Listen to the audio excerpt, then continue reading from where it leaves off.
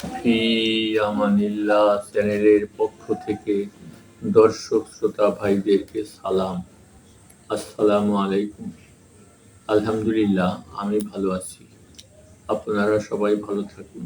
ফি আমানিল্লাহ।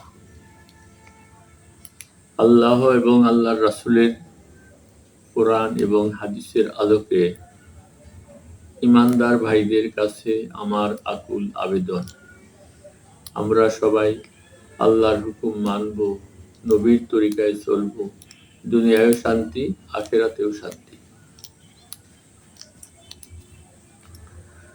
শাসক ও সদকা উসুলকারীদের সম্পর্কে রাসূলুল্লাহ সাল্লাল্লাহু আলাইহি সাল্লামের বয়ান। হযরত আবু সাঈদ রাদিয়াল্লাহু তাআলা আনহু বলেন, একবার রাসূলুল্লাহ সাল্লাল্লাহু আলাইহি ওয়াসাল্লাম আমাদের মধ্যে বয়ান করিলেন।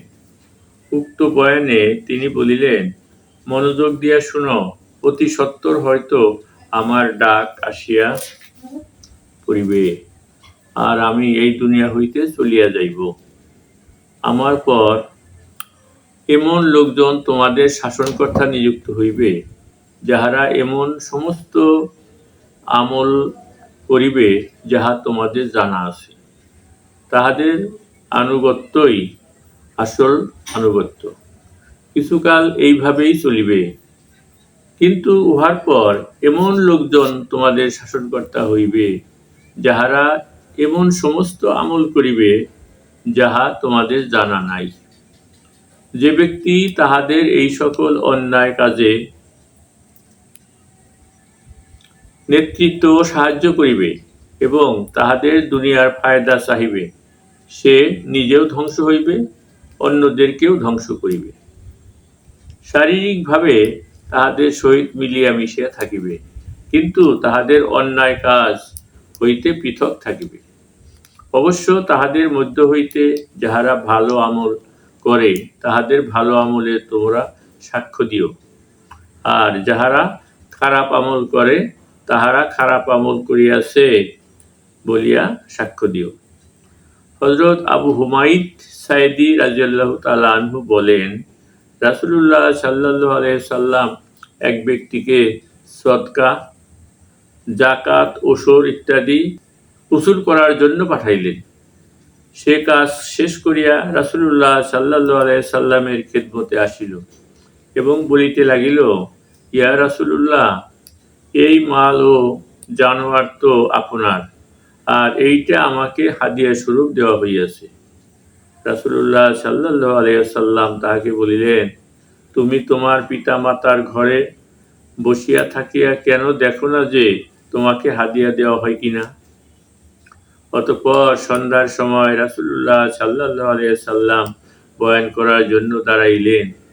সর্বপ্রথম কালেমায়ে শাহাদাত পাঠ করিলেন, তারপর আল্লাহ তাআলার শান অনুযায়ী প্রশংসা করিয়া বলিলেন, আম্মা বাদ, সদকা উসুলকারীর কি হইয়াছে? আমরা তাহাকে সদকা উসুল করার জন্য পাঠাই, আর সে ফিরিয়া আসিয়া আমাদেরকে বলে, এইগুলি তো আপনাদের কাজে হাসিল হইয়াছে, আর ইহা আমাকে হাদিয়া দেওয়া হইয়াছে।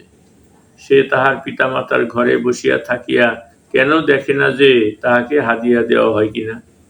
সেই পবিত্র সত্তার কসম, যাহার কুদরতি হাতে মুহাম্মদ সাল্লাল্লাহু আলাইহি সাল্লাম এর প্রাণ রহিয়াছে, তোমাদের যে কেহ সৎকার মালে সামান্যতম খেয়ানত করিবে এবং সৎকার জানোয়ার হইতে কিছু লইবে, সে কিয়ামতের দিন উহাকে আপন ঘাড়ের উপর বহন করিয়া আনিবে।